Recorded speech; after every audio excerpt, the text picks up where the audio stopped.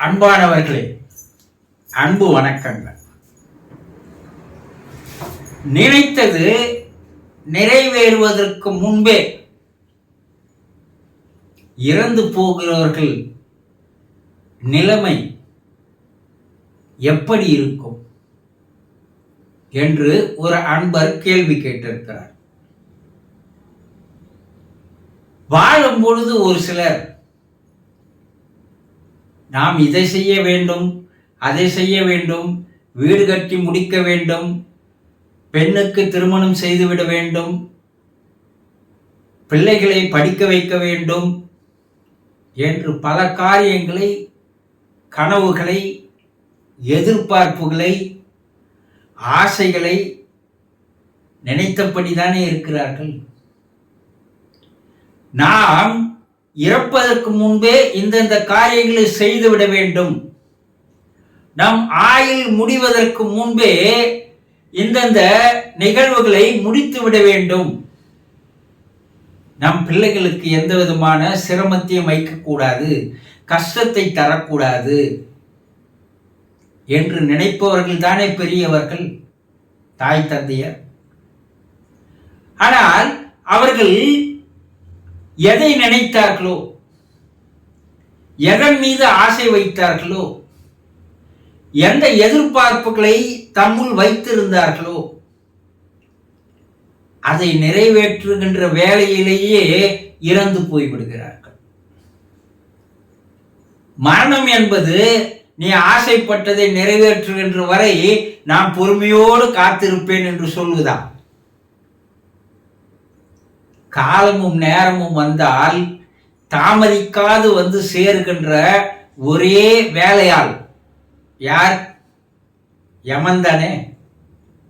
அவனுக்கு பச்சாப்பாதெல்லாம் கிடையவே கிடையாது. அவன் தன்னை நேரம் அவர்களுக்கு முடிகிறது என்றால் வந்து இழுத்து சென்று விடுவான். அப்போ இறப்பவர்கள் எல்லோருமே ஏதோ ஒரு காரியத்தை முடிக்க வேண்டும் என்று நினைத்து கொண்டுதான் இருப்பார்கள். இறப்பவர்கள் எல்லோருமே அந்த காரியங்களை முடிவதற்கு முன்பாகவே இறந்து விடுகிறார்கள்.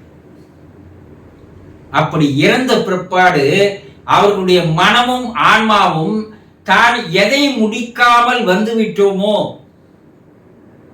அதன் மேலேயே தான் அவர்களுடைய எண்ணங்கள், நினைவுகள், சிந்தனைகள் இருந்தபடி இருக்கும். அந்த ஆன்மாவும் மனமும் ஒரு நிலையில் இருக்காது, அது அலைந்த வண்ணமாக இருக்கும். அதையே நினைத்து நினைத்து கலங்கியபடி வேதனையோடு அது ஆவி உலகிலே வாழ்ந்து வருகிறது. எல்லோரும் அந்த நிலையில் தான் இருக்கிறார்கள். ஐயோ, இன்னும் கொஞ்ச காலத்துல முடிக்கலான்னு இருந்தோமே, அந்த நேரத்தில் இறந்துட்டுமே, இப்பதான் வேலையை ஆரம்பிச்சோமே, இப்பவே இறந்துட்டோமே, திருமணத்திற்குண்டான ஏற்பாடுகளை செய்திருந்தோமே, இறந்து போய்விட்டோமே, இனி யார் அந்த வீட்டை கட்டி முடிப்பார்கள்? யார் மகளின் திருமணத்தை செய்து முடிப்பார்கள்? யார் பிள்ளைகளை கல்லூரியில் சேர்த்து படிக்க வைப்பார்கள்? அவர்கள் அனாதியாக மாறிவிட்டார்களே. உற்றார் உறவினர்கள் எல்லாம் உதவி செய்கின்ற காலமா இது?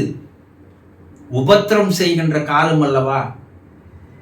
ஏமாந்தால் அவர்களிடமிருந்து பிடுங்கி போகின்ற மனிதர்கள் வாழ்கின்ற காலம் தானே இது.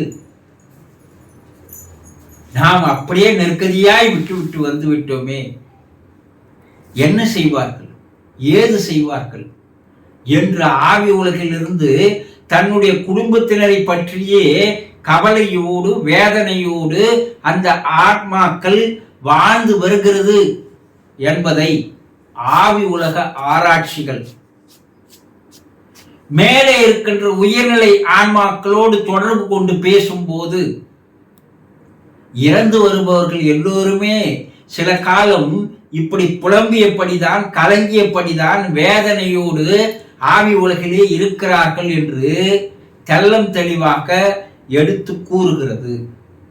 அப்ப ஆசைகள் நிறைவேறாமல் நிராசையோடு இருந்து போகின்ற ஆன்மாக்கள் அங்கே சில காலம் அதே நினைவோடு அதே சிந்தனையோடு குடும்பத்தினரை எண்ணி எண்ணி கலங்கியவாறு வேதனையோடு வாழ்கிறார்கள் என்பதுதான் உண்மை.